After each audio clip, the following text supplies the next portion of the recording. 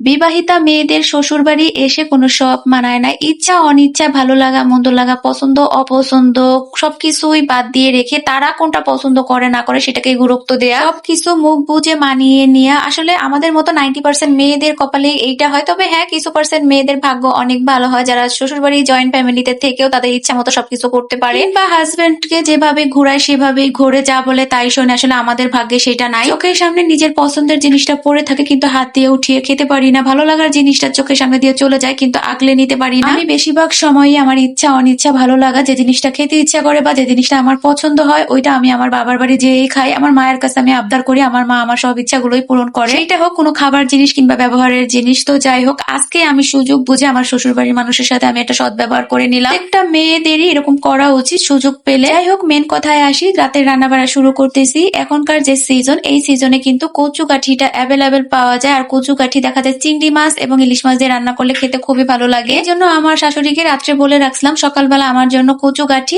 আর হচ্ছে চিংড়ি মাছ, ধনিয়া পাতা কিনে রেখে তারপর আপনি যে জায়গায় যাওয়া যাবে। আমার শাশুড়ি সেই কথা অনুযায়ী সবকিছু এনে রেখে তারপরে সে তার মেয়ের বাসায় চলে গেছিল। তো আমি ঘুম থেকে উঠে ফ্রিজ খুলে দেখি হ্যাঁ, সবকিছু ঠিকঠাক আছে। আমার খুবই ইচ্ছা করছিল কচু কাঠি দিয়ে চিংড়ি মাছ দিয়ে খাওয়ার জন্য, কিন্তু আমি তেমন একটা খেতে পারিনি কারণ আপনাদের ভাইয়া এই তরকারিটা পছন্দ করে না। ও পছন্দ করে না দেখে আমরাও ফ্যামিলির বাকি সদস্যরা খেতে পারি না। আমার শাশুড়ির কোনো চাহিদা নাই, সে একবেলা ভাত খায় যে তরকারি হোক না কেন। অনেক সময় দেখা যায় আমার ননদের বাসা থেকে তরকারি দেয়, সেটা দিয়েও সে খেয়ে ওঠে। কিন্তু আমার হাজবেন্ড এমন একজন মানুষ, তার পছন্দের তরকারি ছাড়া অন্য কিছু রানলে সে পছন্দ তো করবেই না, মতো খাবে না এবং রাগারাগি করবে। এই জন্য দেখা যায় ও যে জিনিসটা পছন্দ না করে ওই জিনিসটা আমরা রান্না করি না। মাঝে মধ্যে আমার শাশুড়ি অনেক চিল্লাচিল্লি করে, বলে তোর জন্য কি আমরাও খাবো না। এই জন্য দেখা যায় আমি যে জিনিসটা বাসায় খেতে পারি না ওই জিনিসটা আমি আমার মায়ের বাড়ি গেলে যদি থাকে তাহলে মায়ের কাছ থেকেই খেয়ে আসি। তো যাই হোক, গতকালকে আপনাদের ভাইয়া একটা কাজের জন্য হচ্ছে ঢাকার বাইরে গেছে, এই সুযোগে আজকে রাত্রির জন্য চিংড়ি মাছ দিয়ে কচু কাঠি রান্না করতেছি আর হচ্ছে মসুরির ডাল দিয়ে পুঁই শাকের চচ্চড়ি। যদিও আজকে রাত্রির ভিতরে সে আবার চলে আসবে, তার জন্য আলাদাভাবে আমি ডিম দিয়ে আলু দিয়ে ভুনা করব। মাছ আমার বিশেষ কোনো পছন্দ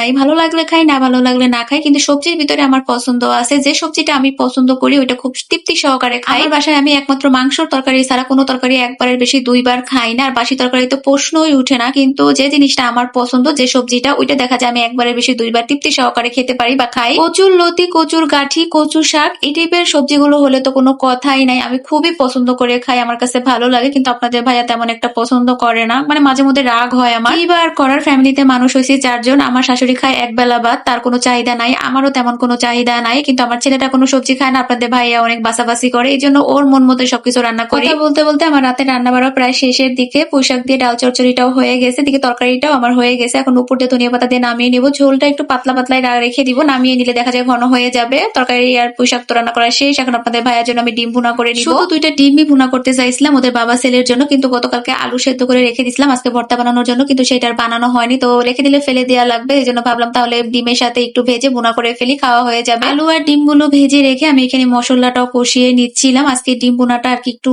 মশলা কম দিয়ে ভুনা করবো, কারণ অনেক সময় দেখা যায় মশলা বেশি হয়ে গেলে ডিমগুলো খাওয়া হয়ে যায়, মশলা থেকে যায়। যার কারণে আজকে পেঁয়াজ কুচিটা বেশি দিয়ে মশলাটা কমিয়ে দিয়ে হচ্ছে ডিমটা ভুনা করে নিচ্ছিলাম। আমার ছেলেও তো কোনো তরকারি ছুঁয়ে দেখবে না, শুধু এই ডিমটা দিয়ে ভাত খাবে। অলরেডি আপনাদের ভাইয়া গাড়িতে উঠে গেছে, আমাকে ফোনও দিয়ে দিছে, এই জন্য মূলত আরো বেশি রান্না করা। জিজ্ঞাসা করছিলাম তুমি কি এসে ভাত খাবা কিনা, বলছে হ্যাঁ আমি এসে ভাত খাবো, এই জন্যই রান্না করা। তা না হলে আমরা যে 2টা তরকারি রান্না করছিলাম ওইগুলো দিয়ে খেয়ে নিতাম আজকে রাত। রান্না ঠিকই করে রেখে দিছিলাম, কিন্তু আস্তে আস্তে ভোর হয়ে গেছিল, ওই সময় আর খায়নি, ঘুমিয়ে পড়ছিল। পরদিন দুপুর বেলা উঠে তারপরে খেয়ে দোকানে চলে গেছে। রান্না বাড়া শেষ করে আমি এখানে রাতের খাবারটাও খেয়ে নিচ্ছি। প্রথমে ডাল চচ্চড়ি দিয়ে খেয়ে নিলাম, এরপরে যে দেখেন আমার পছন্দের তরকারিটা কি পরিমাণ চিংড়ি মাছ দিয়ে রান্না করছি, কিন্তু এই তরকারিটা আপনাদের ভাইয়া ছুঁয়েও দেখেনি। সে যখন ভাত খাচ্ছিল সামনে দিছিলাম, বলতেছে এটা কিসের তরকারি, শুনে বলতেছে সরাও সরাও।